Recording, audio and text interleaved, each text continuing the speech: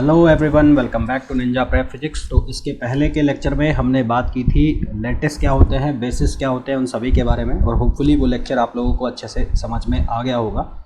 आज के लेक्चर में हम बात करने वाले हैं यूनिट सेल्स क्या होते हैं, प्राइमेटिव सेल्स क्या होते हैं, उसके अलावा ब्रेवे लैटिस क्या होते हैं। इन सब चीज़ों के बारे में हम डिस्कशन करने वाले हैं। तो सबसे पहले मैं यूनिट सेल की बात करूँगा। तो यूनिट सेल की बात करेंगे उसके पहले मैं एक बार लैटिस का आपको ओवरव्यू दे दूँ। तो लैटिस के बारे में जब हमने पढ़ा था, तो लैटिस के बारे में हमने ये पढ़ा था कि ये नेट की जैसी स्ट्रक्चर होती है, नेट टाइप स्ट्रक्चर होती है जिसमें पॉइंट्स इस तरह से लगे थे, और हर पॉइंट यानी कि हर लैटिस के अराउंड चारों तरफ का एनवायरनमेंट क्या था, सेम था। यानी कि यहाँ से देखें तो भी सेम दिखाई देगा, यहाँ से देखें तो भी सेम दिखाई देगा, यहाँ से देखें तो भी सेम दिखाई देगा। तो उसको हमने क्या नाम दिया था, लैटिस नाम दिया था। अब देखिए, ये जो लैटिस है इससे मैं दो तरह के फॉर्म्स बनाता हूँ। एक ये बनाया मैंने, एक ही वापस से मैंने लैटिस बनाया ऐसा, और यहाँ से मैंने इसको मिलाया ऐसे, ठीक है। तो ये मेरे को कुछ सेल जैसा कुछ दिख रहा है, और ये किस में दिख रहा है, मेरे को 2D में दिख रहा है। किस में दिख रहा है, 2D में दिख रहा है। इसी तरह से ये किसके अंदर हो सकता है, 3D के अंदर भी हो सकता है। 3D के अंदर कैसे होगा, एक इस तरह से पैरेललोपॉइड, यानी कि एक क्यूब जैसा स्ट्रक्चर यहाँ पर कुछ बनेगा 3D के अंदर जब हम बात करेंगे, ठीक है। तो ये किससे बन रहा है, इसको बनाने के लिए हमने किसका यूज़ किया था, ट्रांसलेशन वेक्टर का।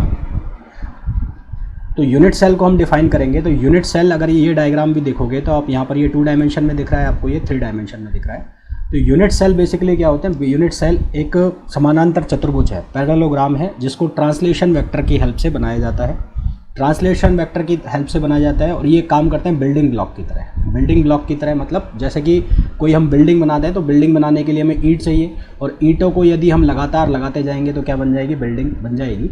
उसी तरह से ये यूनिट सेल जो है, ये एक क्रिस्टल स्ट्रक्चर को बनाने के लिए किसका काम करता है, ब्रिक का काम करता है। किसका काम करता है, ब्रिक का काम करता है। और जो एक ईंट है उसका जो साइज़ होता है वो यूनिट साइज़ होता है। इसी तरह से एक जो सेल होगी उसका जो साइज़ होगा उसको हम क्या कहेंगे, या उसको हम क्या कहेंगे, यूनिट सेल कहेंगे। तो यूनिट सेल क्या होता है, यूनिट सेल ट्रांसलेशन वेक्टर से बनाया गया एक पैरेललोग्राम होता है, जिसको बिल्डिंग ब्लॉक कहा जाता है। इस बिल्डिंग ब्लॉक को यदि लगातार रिपीटेटिव मोड में रखा जाए तो यहाँ से हमें एक स्ट्रक्चर दिखाई देती है, एक स्ट्रक्चर बन जाती है, जिसको हम क्या कहते हैं, क्रिस्टल स्ट्रक्चर कहते हैं। तो यूनिट सेल एक स्मॉलेस्ट यूनिट होती है किसी भी क्रिस्टल स्ट्रक्चर की, जो कि लैटिस पॉइंट के से बनी होती है, और जिसके लगातार रिपीटेशन से हमें एक कंप्लीट लैटिस बनता हुआ दिखाई देता है, कंप्लीट स्ट्रक्चर बनता हुआ दिखाई देता है। उसको हम क्या नाम देते हैं, यूनिट सेल नाम देते हैं, ठीक है। तो यूनिट सेल की डेफिनेशन आपको क्या लिखनी है, यूनिट सेल क्या होता है, parallelogram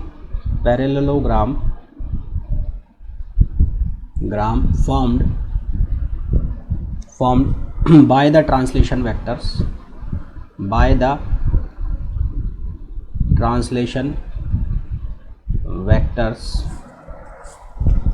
are regarded as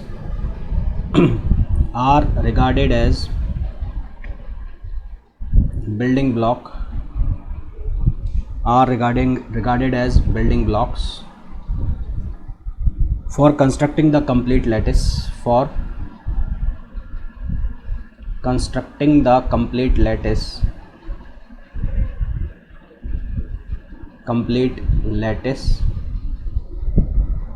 and are called unit cell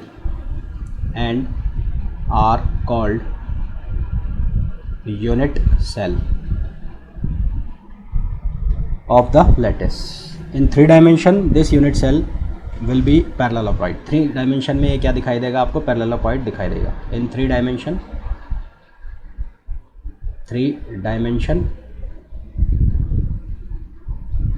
unit cell is regarded as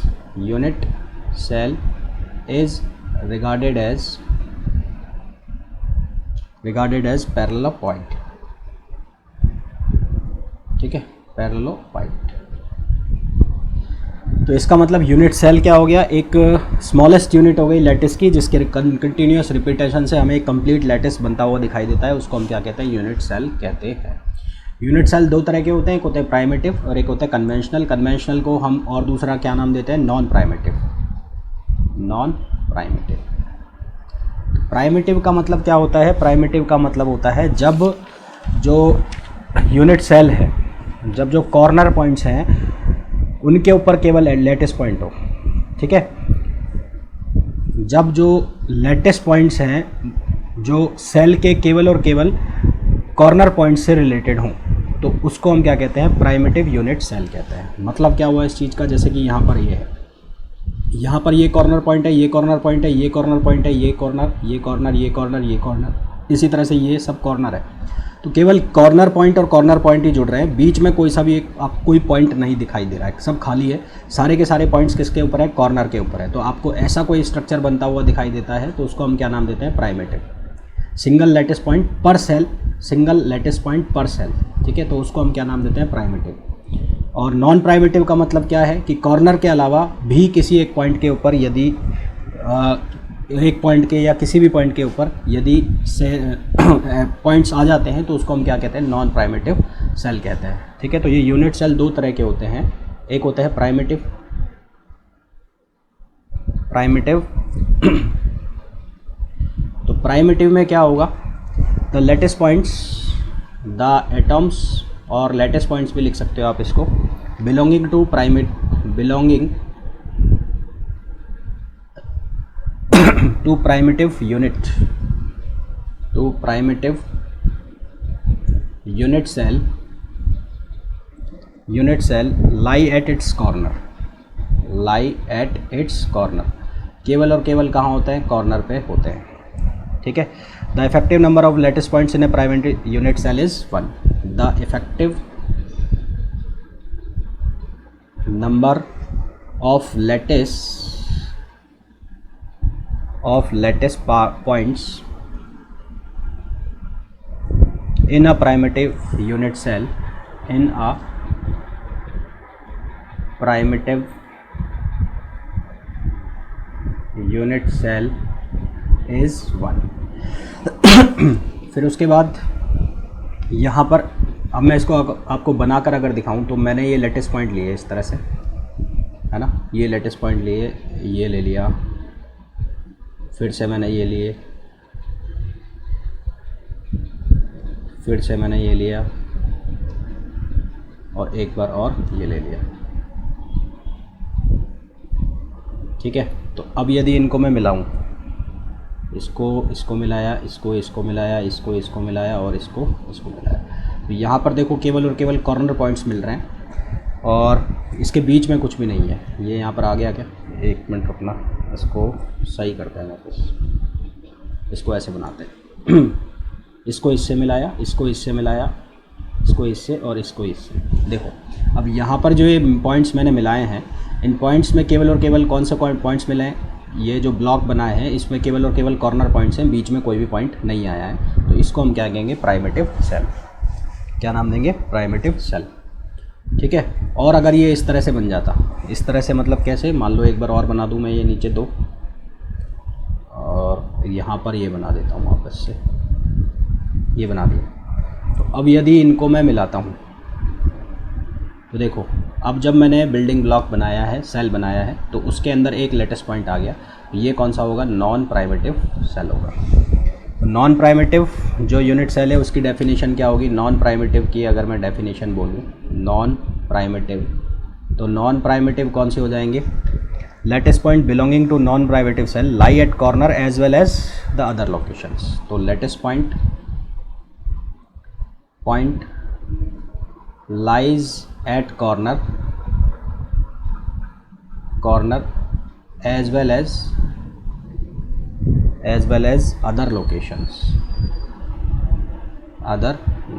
corner पे तो होगा ही होगा और दूसरे लोकेशंस पे भी होगा। और इफेक्टिव नंबर ऑफ पॉइंट्स जो होंगे वो कितने होंगे, एक से ज़्यादा होंगे। Effective number of latest points in a NP cell, NP cell का मतलब non primitive cell, is greater than 1। Is greater than 1, एक से ज़्यादा होगी। ठीक है, अब जो ये यूनिट सेल है इसको निकालने का मेथड है, मेथड कौन सा है, मेथड है विग्नर-सीड्स सेल। ठीक है, तो विग्नर-सीड्स ने दिया था इसलिए इसका नाम है विग्नर-सीड्स सेल।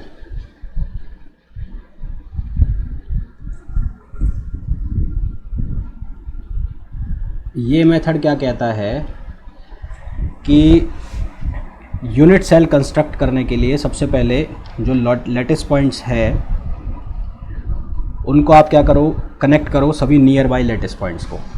ठीक है, क्या करना है, जैसे कि मेरे को दिए हुए हैं लैटिस पॉइंट्स दिए हुए हैं, यहाँ पे बना देता हूँ बीच में, ये लैटिस पॉइंट्स हमें दिए हुए हैं। तो विग्नर ने कहा सबसे पहले तो लैटिस पॉइंट्स को, जो नियर बाई लैटिस पॉइंट्स हैं उनको कनेक्ट करो। तो कनेक्ट करने का मतलब है मैंने इसको इससे कनेक्ट कर दिया, इसको इससे कनेक्ट कर दिया, इसको इससे कनेक्ट कर दिया और इसको इससे कनेक्ट कर दिया। ये कनेक्ट हो गया, ये कनेक्ट हो गया, ये कनेक्ट हो गया और ये कनेक्ट हो गया। तो सबसे पहले सभी लैटिस पॉइंट्स को मैंने कनेक्ट किया। उसके बाद क्या करना है, जिन लाइनों से कनेक्ट किए हुए हैं उन लाइनों के बीच से नॉर्मल डालना है, परपेंडिकुलर डालना है। ठीक है, जैसे ये लाइन है तो इसकी लाइन से नॉर्मल कहाँ से जाएगा, ये जाएगा यूँ। इन दोनों लाइन के नॉर्मल कहाँ जाएगा, ये जाएगा।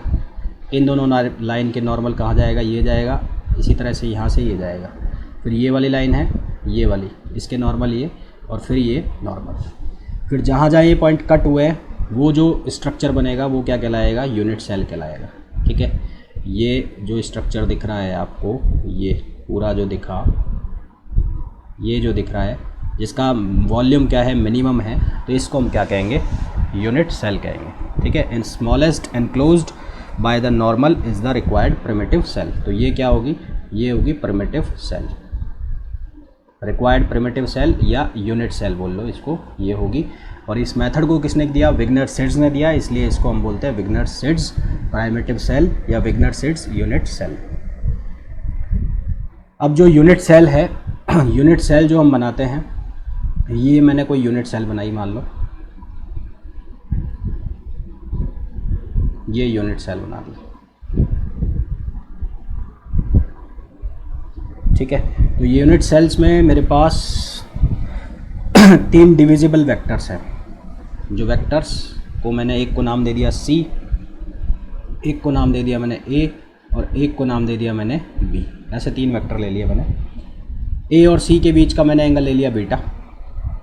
इसी तरह से A और B C के बीच का मैंने एंगल ले लिया अल्फ़ा, और B और A के बीच का मैंने एंगल ले लिया गामा। ठीक है, B और A के बीच का मैंने एंगल ले लिया क्या, गामा।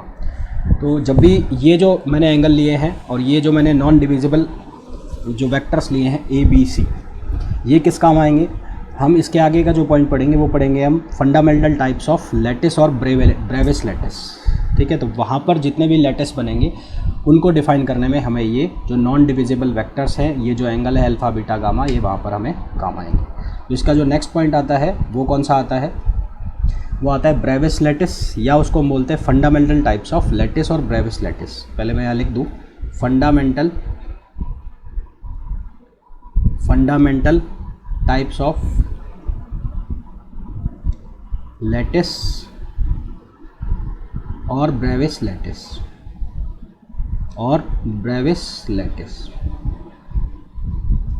ठीक है, तो कुल जो फंडामेंटल ब्रेविस लैटिस होते हैं उनको 7 तरह से बांटा जाता है। कितने तरह से बांटा जाता है, 7 तरीके से बांटा जाता है इनको।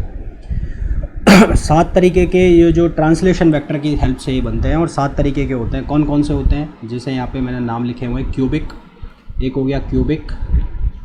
ठीक है, एक होता है टेट्रागोनल, एक होता है कौन सा, ऑर्थोरोम्बिक, एक होता है हेक्सागोनल, एक होता है मोनोक्लिनिक, एक होता है ट्राइक्लिनिक और एक होता है ट्राइगोनल।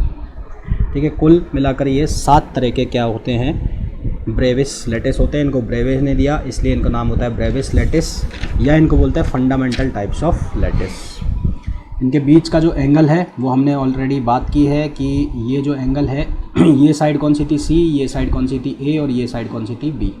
ये एंगल जो था ये कितना था गामा, ये एंगल था कितना अल्फ़ा और ये एंगल था कितना बीटा। तो ये इसी के अकॉर्डिंग, मतलब जितने भी यहाँ पर ये क्यूब दिख रहे हैं इसी कार्टेशियन कोऑर्डिनेट के ऊपर रखना है और उसी के अकॉर्डिंग यहाँ पर क्या बनते जाएंगे, एंगल बनते जाएंगे। ब्रेविस ने 1848 में जितने भी जो स्पेस क्रिस्टल हैं, जितने भी जो स्पेस क्रिस्टल है उनकी स्टडी करने के बाद उसने जो लेटेस्ट पॉइंट्स हैं उनको अरेंज करके 14 टाइप के स्ट्रक्चर बनाए। कुल कितने बनाए? 14 टाइप के स्ट्रक्चर बनाए। तो पहले हमने पढ़ा था 7 टाइप की स्ट्रक्चर होती है, पर लेटेस्ट टाइप टोटल कितने होते हैं? 14 होते हैं, जिसमें से 7 यूनिट सेल टाइप्स होते हैं, है ना। और जो 14 उसके बाद उसने किसने निकाले? ब्रेविस ने निकाले। तो टोटल नंबर जो स्पेस लेटिस होते हैं वो कितने होते हैं? 14 होते हैं। 1 बाय 1 सबकी स्टडी करें तो सबसे पहला दिया हुआ है क्यूबिक सिस्टम। तो क्यूबिक सिस्टम में 3 प्रकार के लेटिस होते हैं। एक में लिखा है P, एक में लिखा है I और एक में लिखा है F। P का मतलब होता है प्राइमिटिव, और I का मतलब होता है BCC और F का मतलब होता है FCC।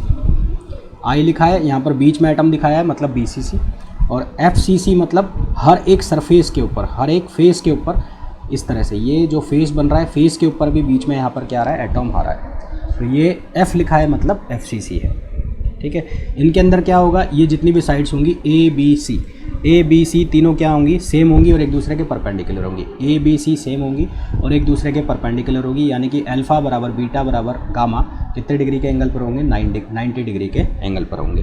तो क्वेश्चन पूछ लिया जाए कि क्यूबिक जो लेटिस होता है उसके कुल कितने टाइप होते हैं, कितने लेटिस होते हैं?